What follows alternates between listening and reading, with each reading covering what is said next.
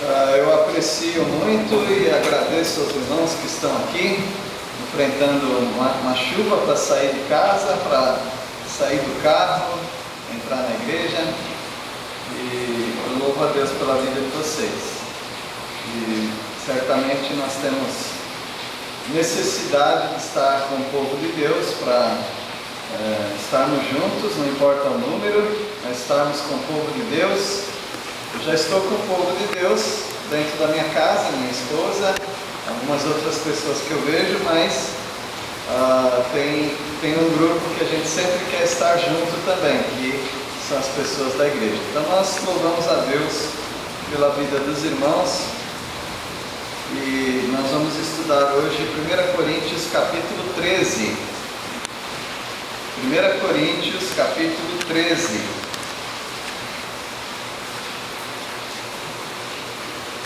Algumas coisas fazem muita falta. Não ter maturidade para alguns assuntos fazem muita falta, ou faz muita falta. Não ter amor faz muita falta. Um lar que vive sem amor é um lar faltoso, é um lar que carece muito de algo muito importante para as nossas vidas: sentir-se aceito, sentir-se acolhido, ajudar outras pessoas, na nossa casa mesmo. E saindo dos nossos lares, nós vamos ver essa falta muito maior.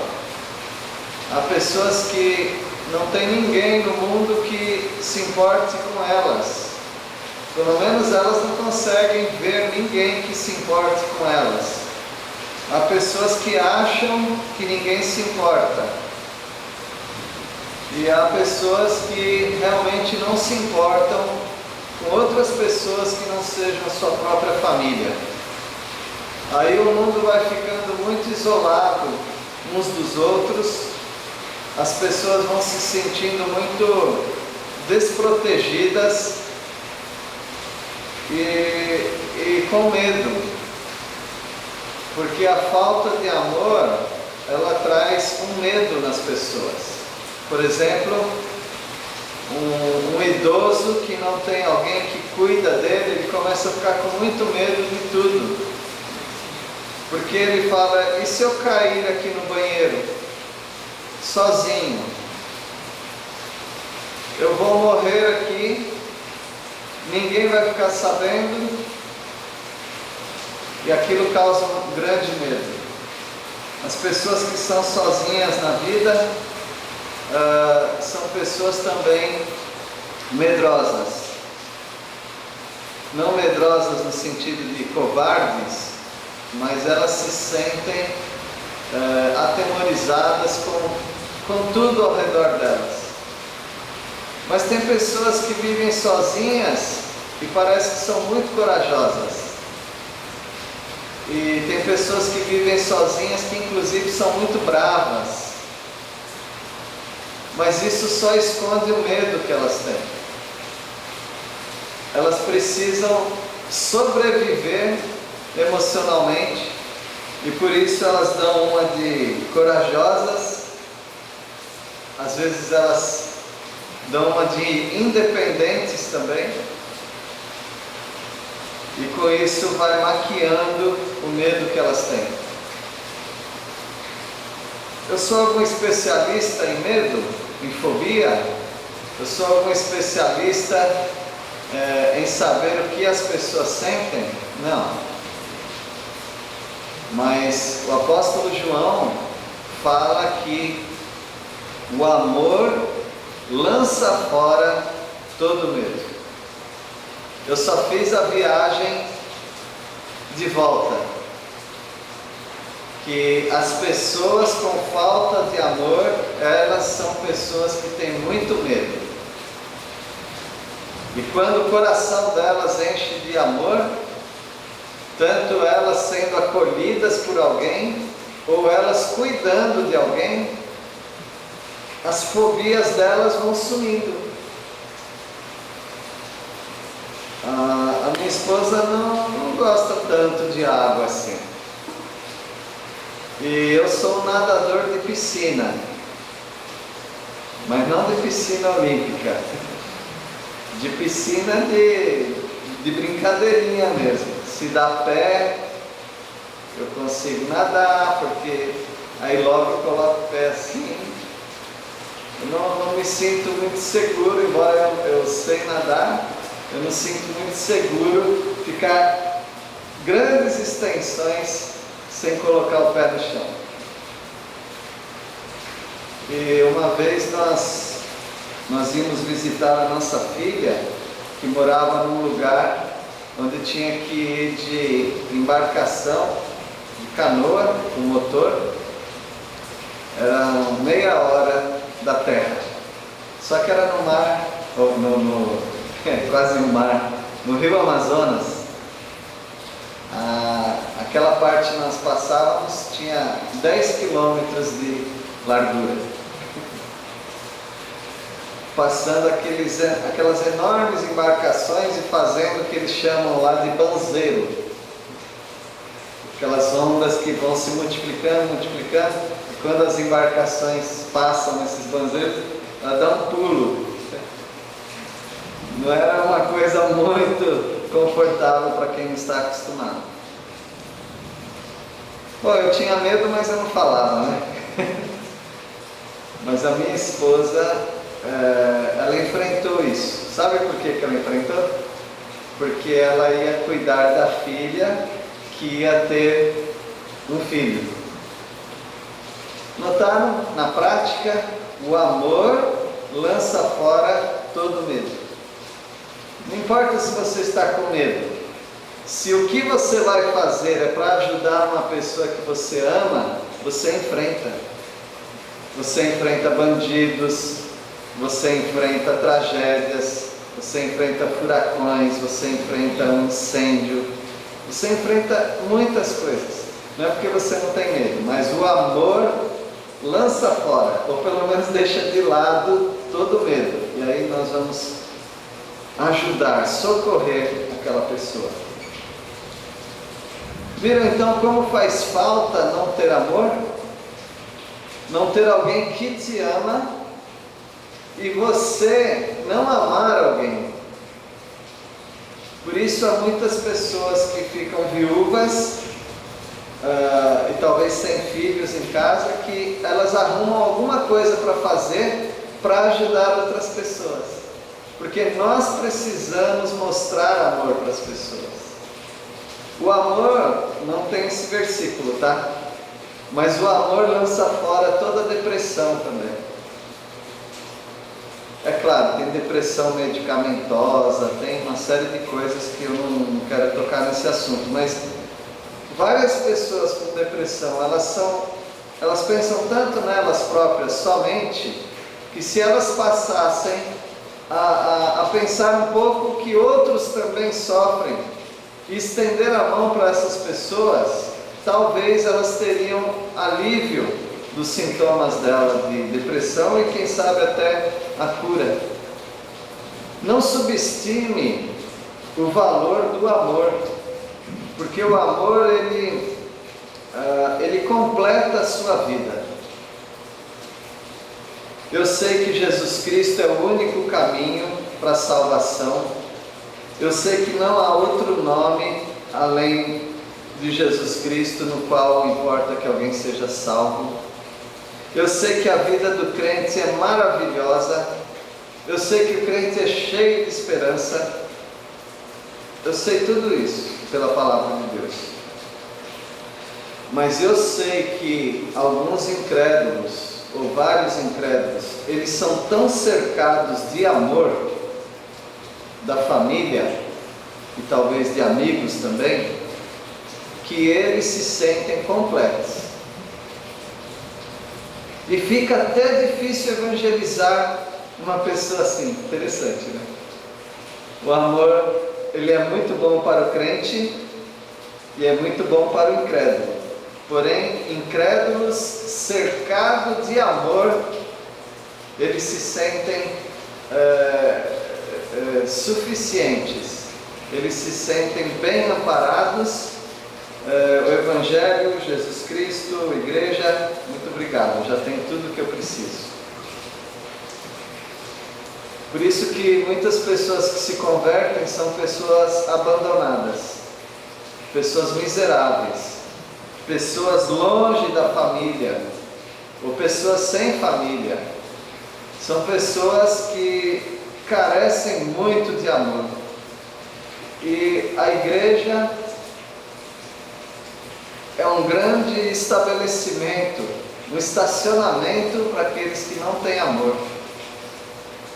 A tal ponto que essas pessoas, elas sabem, se eu chegar ali, eu vou receber amor, eu vou receber acolhimento. E algumas pessoas vêm mesmo procurando isso. No começo da igreja, eles viviam na prática do amor tão intensa que eles nem precisavam evangelizar pessoas. Eles não precisavam nem ir atrás das pessoas, porque as pessoas eram atraídas à igreja. E a igreja caía na graça do povo. A ponto de um dos escritores, chamado Libânio, um orador grego, ele falou: que adoráveis esposas têm esses cristãos. Ele não via isso no mundo pagão, mas ele via como as esposas dos cristãos são doces, são amorosas. Parece que ele sentia falta disso. Meus irmãos, vocês têm uma grande oportunidade de completar esse mundo só com a sua vida de amor, amando uns aos outros e mostrando esse amor. O capítulo 13 é um capítulo que, no meio de tanta polêmica, tanta discussão sobre dons, o apóstolo Paulo coloca esses pensamentos de Deus, para nós vermos que o amor é a coisa mais importante que nós temos na igreja. Nós podemos não ter grandes oradores, podemos não ter curadores de doenças, podemos não ter pessoas que saibam o futuro, pessoas que têm grande conhecimento, mas quando nós encontramos pessoas que se amam, nós nos sentimos tão seguros que é ali que nós queremos ficar. Talvez seja por isso que algumas igrejas não têm bons pregadores, não têm pessoas com tanta sabedoria, nem com tanto dinheiro, pessoas muito simples, mas está fervendo ali de pessoas. Engraçado que elas não estão sendo curadas de suas doenças, mas elas estão ali. Eu conheço porque tem familiares da parte da minha esposa que estão em grupos assim. E aquelas pessoas realmente amam as suas igrejas. Por isso, meus irmãos, nós precisamos sempre desenvolver o amor. O amor não é uma técnica. Técnica você desenvolve habilidades, mas nós precisamos desenvolver esse relacionamento. O amor é relacionamento. As pessoas que vão para uma igreja e se sentem acolhidas, por exemplo, elas voltam e elas ficam ali até sem se converter, mas elas se sentem muito bem naquele local, porque elas são acolhidas. O apóstolo Paulo, ele fala que sem amor não tem proveito. O apóstolo Paulo também fala que passou a idade da criancice. Em algum momento ele vai falar sobre isso. E ele fala também que um dia haverá um conhecimento completo, mas que o amor é a única coisa que realmente vai ficar. Vamos ler 1 Coríntios 13, versículo 1, alguém pode ler? Ainda que eu fale as línguas dos homens e dos anjos, se não tiver amor, serei como bronze que soa, ou como símbolo que retine. Isso.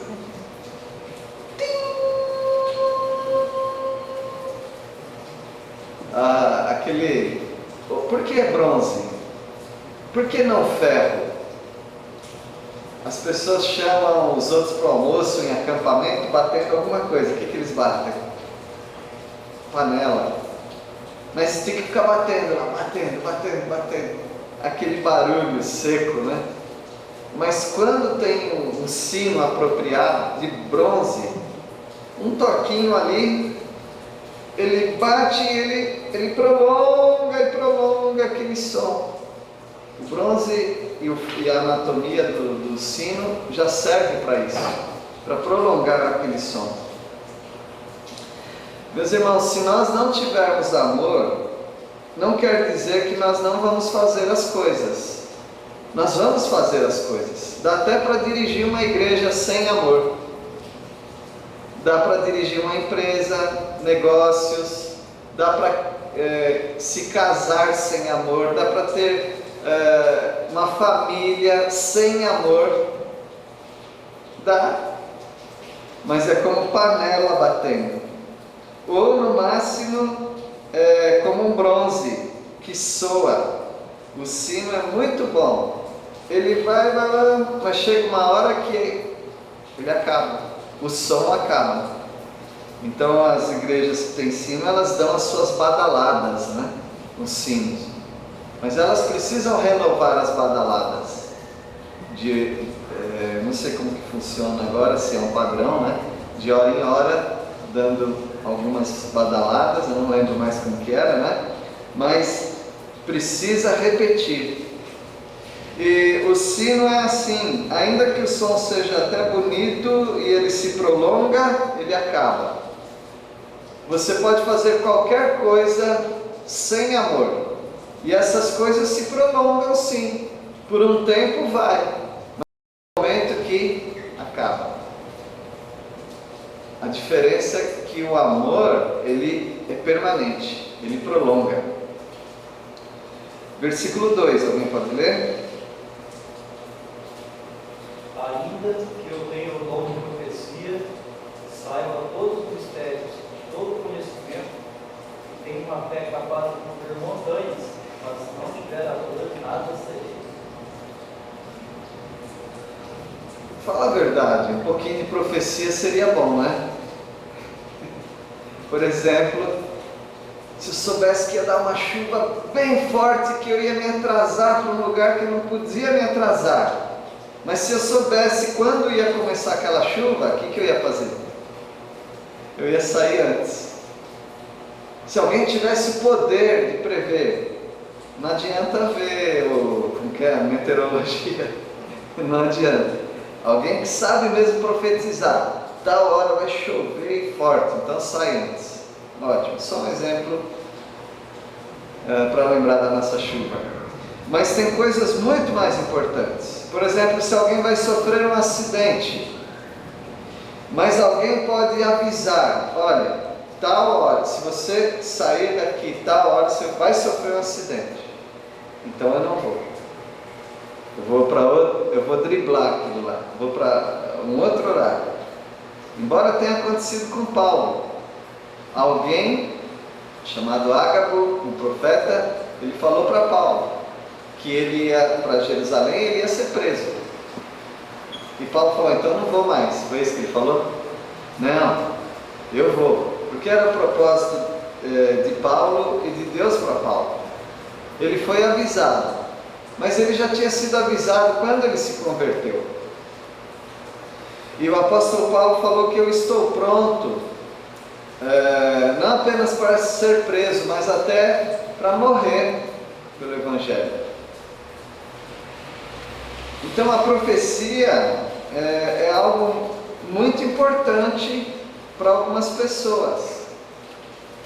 Mas para nós que vivemos da palavra de Deus e da soberania de Deus, as profecias não são importantes. E é até bom não ter profecia. É muito bom não ter profecia, porque nós ficamos totalmente entregues ao Senhor, a Deus, e não aos profetas. Não aquele que teve esta ou aquela revelação. Minha vida está nas mãos de Deus. Isso é o que importa.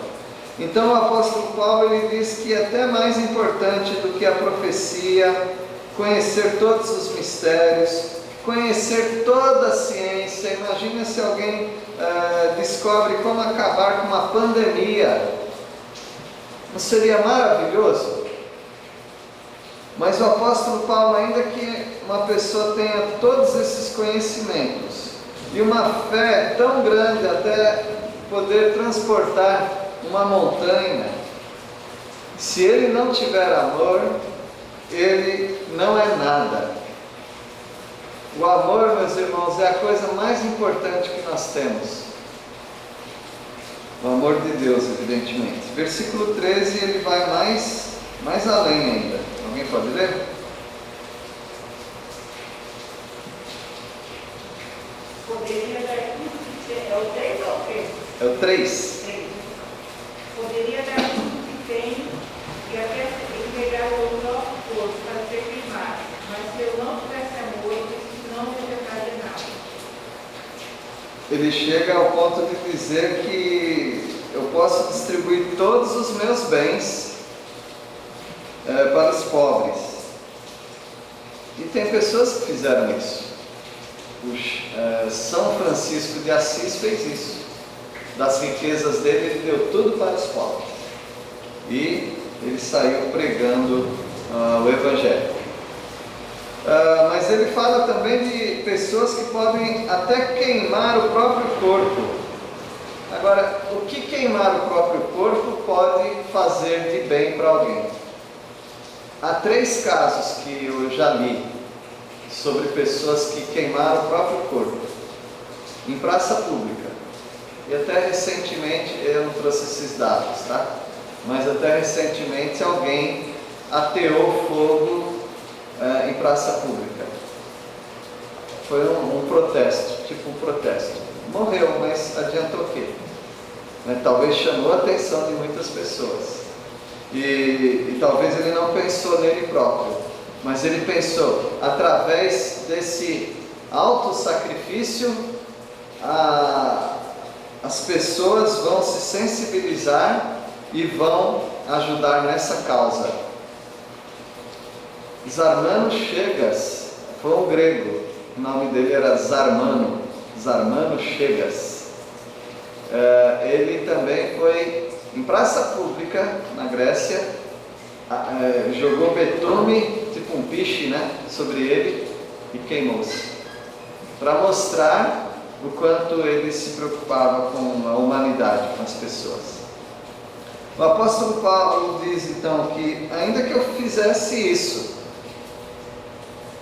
se não tiver amor, nada disso me aproveitará. Então, algumas pessoas dão a vida pela própria causa, né? Mas o apóstolo Paulo falou que nós não estamos lutando por uma causa qualquer. O amor ele não é demonstrado dessas maneiras, mas o amor é no dia a dia. É engraçado como quando tem uma calamidade, engraçado não, é interessante, que é a melhor palavra. Como algumas pessoas enviam dinheiro para um lugar que nem conhece, nem sabe se o dinheiro vai chegar lá, porque elas são sensibilizadas para isso. Mas elas esquecem que tem pessoas bem próximas dela que estão precisando de alguma coisa, e elas não tirariam um centavo do bolso para ajudar aquelas pessoas. Então, algumas pessoas são movidas por Criança Esperança, Teleton, sabe, né? São movidas pela mídia, mas elas não são movidas para coisas menores e mais próximas delas. O apóstolo Paulo disse: se eu não tiver amor, nada disso me aproveitará. Aí ele passa a falar das qualidades do amor. Cada qualidade dessa dá um sermão, então vou poupar os irmãos e vou apenas mencionar, né? O amor, ele é paciente, o amor é benigno, o amor não arde em ciúmes, não se ufana e não se ensoberbece. Ufanar e ensoberbecer é a mesma coisa, quer dizer se gloriar. ter arrogância. O amor não é assim. O amor é humilde. Versículo 5: o amor não se conduz inconvenientemente, não procura os seus interesses, não se exaspera, não se ressente do mal. Então o amor é... Uma pessoa não precisa, por exemplo, ir na praça pública ou num shopping ou em público e começar a beijar e se agarrar assim a sua esposa ou a sua namorada ou namorado, para todo mundo ver que ele ama aquela pessoa. Inclusive isso pode ser um crime, que é um atentado ao pudor. Você pode ser até preso por isso. Então, o amor, ele não se conduz de maneira inconveniente. Que eu amo muito essa pessoa. Não, o amor não é assim. O amor também não é egoísta, porque não procura os próprios interesses, não se exaspera. Exasperar quer dizer ficar irritado. Então, o amor não vai ficar irritado, porque nós já lemos que o amor é paciente. E o amor também não fica ressentido do mal. A pessoa às vezes fica magoada por várias coisas, mas isso não é característica do amor. Versículo 6: o amor não se alegra com a injustiça, mas regozija-se com a verdade. Então nós não nos alegramos com a injustiça, nós nos alegramos com a verdade.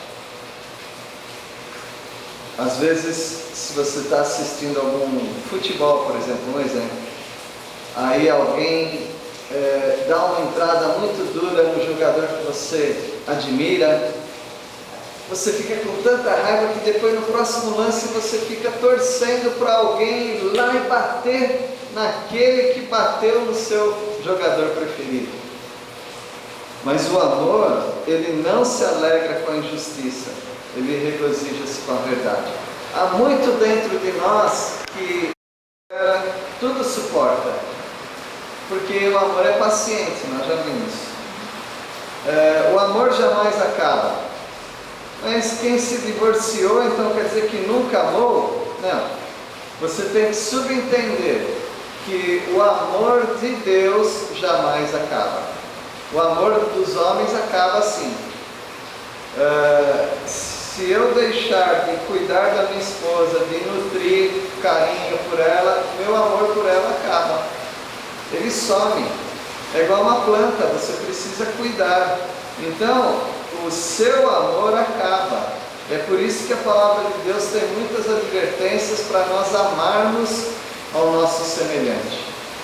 Porque a tendência nossa é se esfriar e até acabar. Mas o amor de Deus, esse é o amor de Deus, ele jamais acaba. Enquanto você está ligado ao Deus e a Jesus Cristo, ao Espírito Santo, você ama.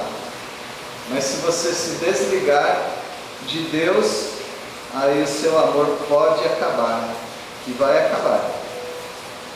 Aí ele fala também que as profecias, as línguas e a sabedoria, a ciência, essas coisas vão passar. Por isso que então nós ensinamos aos irmãos que os dons de 1 Coríntios 12 e 14 são dons transitórios, eles passam. E Paulo já está dizendo que eles iam passar. Aí ele fala no versículo 9: em parte conhecemos e em parte profetizamos. Por que em parte? Porque o conhecimento daqueles crentes não era completo. Olha que alegria sua, você tem um conhecimento completo porque você tem a Bíblia completa, mas eles não tinham. O versículo 10, alguém pode ler?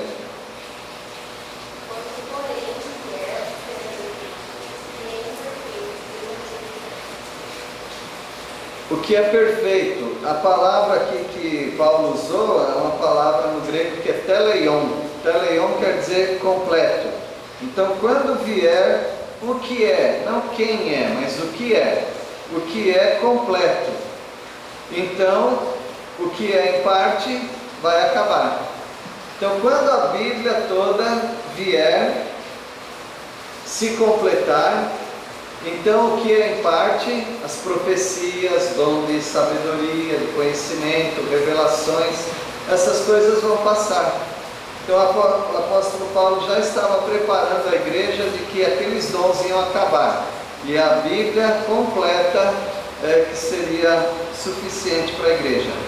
E ele dá um exemplo para isso. É como uma criança. É muito bom ser criança, brincadeiras de criança, o estudo de criança, tudo é bom, mas tem uma hora que tem que acabar isso. Tem que crescer, tem que desenvolver. A igreja, vivendo de profecias, revelações, todos esses sinais que foram falados no capítulo 12, os 9 dons, isso era no começo, isso tinha que acabar. A igreja tinha que entrar num estágio de maturidade, que é ter a Bíblia toda completa, sem depender de pessoas na igreja com esses dons. Hoje você não depende de ninguém com profecia, revelação, línguas, cura. Você não depende dessas pessoas. Você depende da palavra de Deus para a sua fé. Versículo 11, alguém pode ler? Quando eu era menino, falava como menino, sentia como menino, pensava como menino. Quando cheguei a ser homem, desisti das coisas próprias de menino. Tem uma hora que precisa parar, né? Com as coisas de criança. Tem que crescer, tem que amadurecer. É bom a igreja ter esses sinais, é muito bom, mas tem uma hora que não precisa mais. Não vai mais precisar desse carimbo, dessa autenticação, desse auxílio para que as pessoas fiquem impressionadas com o cristianismo.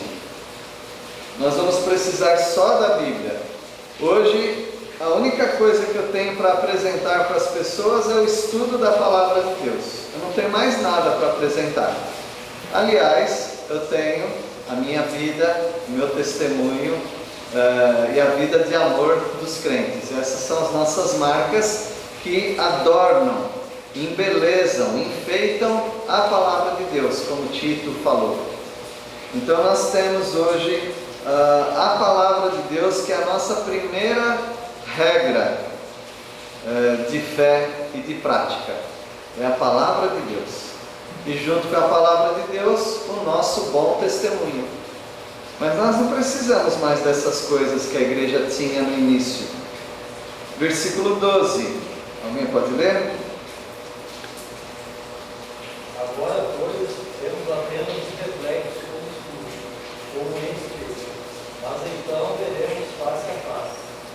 Agora conheço em parte, então conhecerei plenamente, da mesma forma como estou plenamente conhecido. O apóstolo Paulo diz que agora na época dele, no início lá da igreja, agora nós vemos como um espelho, obscuramente. O espelho da minha casa não é assim não. Se eu olho no espelho, é exatamente aquela imagem. O espelho é muito bom hoje em dia. A tinta de espelho que nós temos hoje é perfeita. Mas antigamente o espelho que eles tinham era o bronze polido. O bronze polido era muito bom. Me lembrei daqueles para-choque de Fusca antigo que alguns cuidavam tão bem. Tinha um produto chamado Caol. Alguém já viu? O Joãozinho, né? Sabe quem apontou para você? O Jonas. Não, eu usava no quartel, tinha que dar brilho no cinto, então eu usava Caol. Caol. Passava no aro da bicicleta, da roda da bicicleta, né? Brilhando. Aqueles para-choques de metal, né? Niquelado. Então passava aqui e ficava muito bom. Dava para você se ver. Baixela de prata, né? Antigamente era moda daquilo em casamento. Aquilo era um espelho. Muito, muito melhor do que o espelho de Paulo. Então quando Paulo fala, agora vemos como em espelho, Você tem que entender que era o espelho daquela época, de bronze. Por mais que desse o polimento, ficava tudo distorcido. Inclusive a porta do templo chamava-se Porta Formosa. Era uma porta que eles ganharam de Corinto, porque em Corinto fazia-se os melhores espelhos. Em Corinto eram espelhos de bronze polido e ficava algo muito brilhante, muito bonito, mas distorcido, aquelas ondulações, né? Então entenderam, né, sobre o espelho da época. Agora nós estamos vendo como espelho daquela época. Não é perfeito, mas um dia nós vamos ver face a face. Alguns pensam ver Jesus. É claro que vamos ver Jesus face a face, mas ele está dizendo outra coisa. Ele está falando que agora nós precisamos de pessoas com alguns dons, de sinais, profetas, revelações. E eles falam, mas eles não estão sempre com a gente. Eles falam na igreja, mas nós não temos sempre para consultar essas pessoas, e nem sempre essas pessoas têm uma revelação nova. Por isso, um dia nós vamos ver Paulo falando face a face, vamos ter algo completo. Então, muitos comentaristas, e eu creio nisso também, eles estavam falando do cânon. Cânon quer dizer a Bíblia, todos os livros da Bíblia completo. Aí sim, a igreja estaria com toda a ferramenta que precisa. Hoje, meus irmãos, eu não tenho medo nenhum de dizer que nós vivemos de uma maneira muito mais plena do que a igreja primitiva. Eu sei que tem muita gente que quer voltar a ser igual à igreja primitiva, mas hoje nós estamos muito mais completos. Nós temos a palavra de Deus, com tudo que Deus manda fazer. A gente não precisa ficar com dúvida se um profeta está falando a verdade ou não, porque nem precisa de profeta. Nós olhamos diretamente na palavra de Deus. É isso que eu entendo que Paulo estava querendo dizer. Um dia tudo vai ser esclarecido. E ele resume essa parte, né, do amor dizendo assim, versículo 13. Alguém pode ler? 3 coisas, na verdade, permanecerão: a fé, a esperança e o amor, e a maior delas é o amor. Então essas trigêmeas, né? Fé, esperança e amor, são virtudes, são 3 virtudes que todo crente deseja. Mas veja o que vai acontecer. Você precisa de fé hoje. Um dia a sua fé vai se transformar em posse. No céu você não vai precisar crer que alguma coisa vai acontecer, porque você já estará vivendo o acontecimento. A fé vai se transformar em posse. A esperança, hoje você espera que o Senhor te leve para o céu. Você espera que todas essas verdades aqui sejam completas na sua vida. Espera a redenção do seu corpo para viver com o Senhor. Mas um dia essa esperança vai se tornar em realidade viva mesmo. Eu tenho a esperança de encontrar ao meu Mestre, ao meu Salvador Jesus Cristo, mas é só esperança. Um dia eu vou abraçar Jesus Cristo. Então essa minha esperança vai se transformar numa realidade próxima a mim. E o amor vai se transformar no quê? Ele não vai se transformar em nada, ele vai continuar. Nós fomos salvos pelo amor de Jesus Cristo, vivemos em amor a Jesus Cristo e aos irmãos, e lá no céu esse amor vai continuar. Então a fé é importante, a esperança é importante, mas fé e esperança não precisarão existir no céu, mas o amor sim. O amor vai existir por toda a eternidade.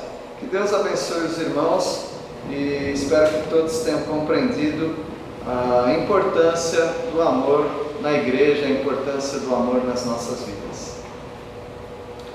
Tem mais uma música, Jonas? Você pensou em alguma mais?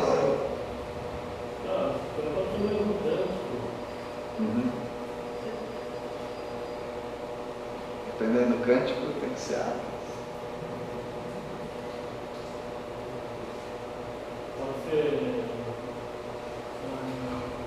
Quando você vai colocando aí, eu vou orar, tá bom?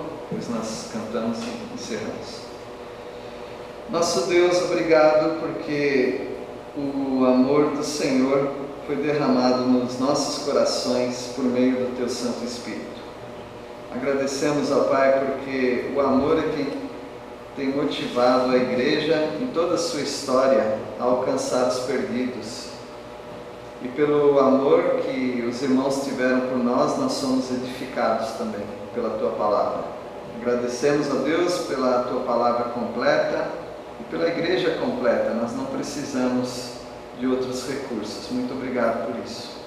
Agradecemos pela chuva que o Senhor nos deu. Pedimos